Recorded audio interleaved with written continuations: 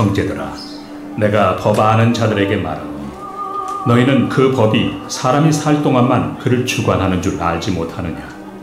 남편이 있는 여인이 그 남편 생전에는 법으로 그에게 매인바 되나 만일 그 남편이 죽으면 남편의 법에서 벗어나느니라. 그러므로 만일 그 남편 생전에 다른 남자에게 가면 음녀라. 그러나 만일 남편이 죽으면 그 법에서 자유롭게 되나니 다른 남자에게 갈지라도 음녀가 되지 아니하느니라. 그러므로 내 형제들아, 너희도 그리스도의 몸으로 말미암아 율법에 대하여 죽임을 당하였으니 이는 다름이 곧 죽은 자 가운데서 살아나신 이에게 가서 우리가 하나님을 위하여 열매를 맺게 하려 함이라. 우리가 육신에 있을 때에는 율법으로 말미암는 죄의 정욕이 우리 지체 중에 역사하여 우리로 사망을 위하여 열매를 맺게 하였더니 이제는 우리가 얽매였던 것에 대하여 죽었으므로 율법에서 벗어났으니 이러므로 우리가 영의 새로운 것으로 섬길 것이요 율법 조문에 묵은 것으로 아니할지니라. 여러분들 카톡 자주 하시죠? 네. 카톡 안 하시는 분은 안 계시죠? 네. 카톡이 편리합니다. 그리고 카톡의 장점은 뭐냐? 와이파이가 되는 존에 있으면 무료입니다. 그죠? 그래서 해외여행을 가도 문자로 하면 돈이 들지만 카톡으로 하면 와이파이 존에 있으면 동영상도 보내도 무료, 사진도 무료, 요즘은 이렇게 음성도 녹음해가지고 또 보내기도 하고 그러죠. 그래서 그런 카톡이 우리 삶의 일상이 되었는데 이 카톡에 부작용이 있습니다. 그것은 뭐냐면 첫째는 단절입니다. 그러니까 대화를 안 하고 카톡으로 해요. 그죠? 이렇게 예전에는 이렇게 전화로 했던 내용도 요즘은 그게 다 카톡으로 주고받고 그러잖아요. 그래서 재미난 얘기인데 식당에 가족들이 아이들하고 부모님하고 식사하러 왔어요. 주문을 시키는데 물어보질 않는 거예요. 그리고 카톡으로 단톡방에다 가족 단톡방에다 뭐 먹을래? 나는 짜장, 나는 뭐 이렇게 해갖고 하지 대화를 하지 않고 가족 간에도 전화하지 않고 그냥 카톡으로 단톡방 하나 만들어 놓고 거기서 문자로 주고받고 하죠. 그래서 단절이 왔다. 또 하나의 부작용은 또 뭐냐면은 그것은 불안해하는 겁니다. 이제 카톡을 안 하면 불안해하는 거예요. 그래가지고 자꾸 수시로 뭐 왔나? 뭐 왔나? 이게 보게 되고 또 아이가 계속 카톡만 하니까 그것을 엄마가 이제 핸드폰을 뺏었어요. 뺏어서 카톡을 못하게 했더니 애가 막 불안해해가지고 막 손을 떨기도 하고 그러한 이제 중독 현상이 일어나는 거죠. 그래서 카톡의 단절과 그리고 이러한 불안감에 대한 중독 증세가 있는 부작용이 있는데 이걸 이제 비유로 하면 오늘 바울이 얘기하는 율법에 대한 이야기를 하면은 율법이 카톡과 같은 부작용을 가지고 있습니다. 그러니까 카톡을 안 하면 불안해하고 대화의 단절을 만들듯이 율법에 중독이 돼버리면 율법이 없으면 불안해하는 거예요. 율법이 없으면 불안해하고 그리고 하나님과 대화를 하지 않고 문자로 주고받고 문자로만 이해하려고 합니다. 하나님과 인격적인 만남이 없이 그냥 문자로만 이해를 하고 그리고 신앙생활을 하게 됩니다. 그러한 이제 신앙의 부작용이 이제 일어나게 되는 거죠. 그래서 오늘 사도 바울이 오늘 이 율법에 대해서 이제는 우리는 죽고 그리고 우리 성령으로 살아야 된다 이 말씀을 합니다. 로마서 3장에서 바울이 무엇을 말씀했냐면 하나님은 우리를 무엇으로 의롭게 여기시는가? 하나님은 무엇으로 우리를 마음대로 하시는가? 하나님은 우리를 율법으로 마음대로 하시는 것이 아닙니다. 하나님은 우리가 율법을 잘 지켜서 의롭다 인정해 주시는 것이 아니라 우리가 하나님 앞에 의롭다 인정을 받은 것은 믿음으로입니다. 내 마음을 예수님 앞에 바쳐서 예수님으로 기쁘고 만족하는 그 믿음으로 하나님께서 우리를 의롭게 여기신 것이지 우리의 행위로 우리가 법을 잘 지켜서 우리가 의롭다 인정받은 것이 아니죠. 그리고 하나님이 우리를 믿음으로 의롭다 하셨고 그런 믿음의 의롭다함으로 살아가는 성도의 삶이 로마서 6장에서는 십자가 복음의 원리로 나타납니다. 그래서 이제는 나는 죽고 주는 살고, 이제 주님이 내 안에 사셔서 주님의 은혜로 살아가는 은혜가 있기를 축복합니다. 그렇게 주님의 은혜로 십자가 복음으로 살아가는 자의 삶은 율법으로 사는 게 아니라 성령으로 사는 겁니다. 우리가 주님의 은혜 안에서 성령 충만의 은혜가 있기를 축복합니다.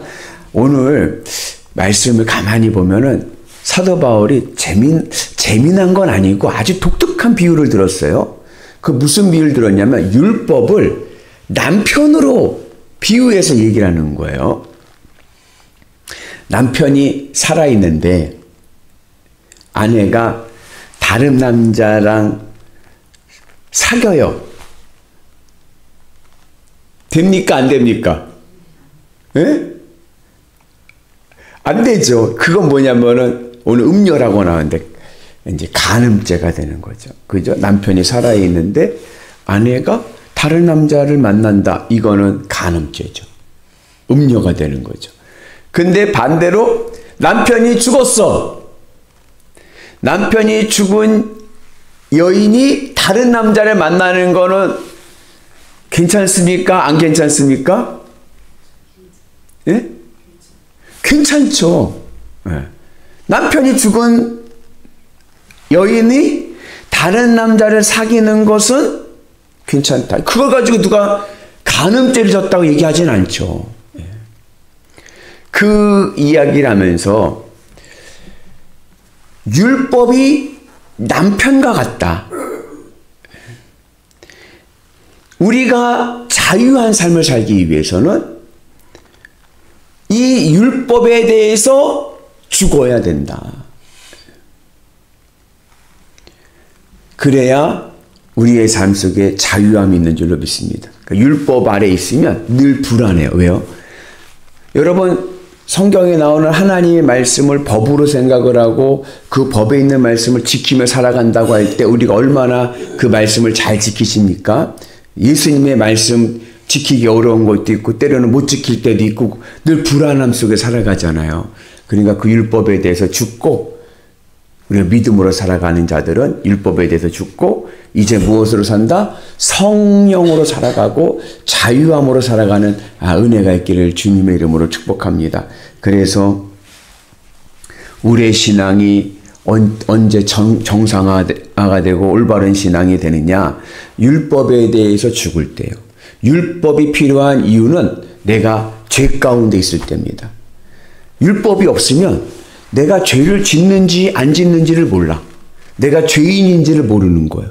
근데 율법이 있으니까 내가 죄를 짓고 있구나. 내가 그 죄를 알게 되고 내가 죄인임을 깨닫습니다. 여기까지가 율법의 역할인 거예요. 그래서 내가 예수님을 믿고 내가 십자가의 복음의 은혜로 구원받은 자가 되면 이제는 율법으로부터 자유하고 성령의 은혜로 살아가는 은혜가 있기를 축복합니다. 그래서 여러분 사도 바울이 복음을 전하러 다닐 때 자유함이 있는 거예요. 세상법에 대한 자유함이 있어요. 세상법으로 보면은 사도 바울이 전하는 복음은 불법입니다. 그 당시에 불법이에요. 그러나 바울은 하나님으로 기쁘고 하나님으로 만족한 믿음의 은혜 안에 살아가니까 그 세상 법의 자유함을 가지고 복음을 전하는 거예요. 오늘 우리에게도 이러한 은혜가 있길 축복합니다. 그래서 우리가 율법 아래 있으면 내 삶이 늘 죄의 구조, 내 마음이 육체에 붙어서 죄의 구조 안에 있을 때는 법이 필요하지만 내가 이 죄의 구조가 아닌 하나님의 은혜 안에서 믿음 안에 있을 때는 더 이상 우리는 율법에 매이지 않고 율법은 이제 죽은 거다. 필요가 없다. 하나님의 은혜로 자유함을 누리는 은혜가 있기를 축복합니다. 자녀를 키울 때 어떻게 자녀를 키우는 게 올바른 겁니까? 세상 사람들이 얘기를 하죠. 자녀를 키우려면 공부를 잘하게 해야 돼. 학군이 좋은 데를 가야 돼. 인류대학교를 나와야 돼. 자녀를 잘 키우는 매뉴얼 같은 이야기들을 합니다.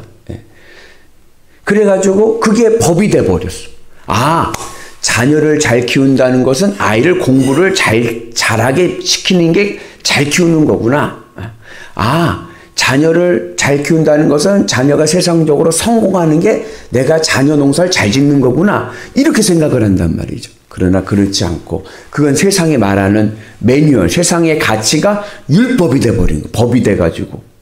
그러나 그렇지가 않고 자녀를 잘 키운다는 것은 내가 예수님의 믿음 안에서 예수님의 마음을 가지고 자녀를 사랑하면서 자녀를 양육하는 것이 자녀를 잘 키우는 겁니다. 아이가 공부를 좀 못해도 주님의 사랑으로 아이를 사랑으로 섬기고 아끼고 그리고 사랑하면 아이를 잘 키우는 거죠.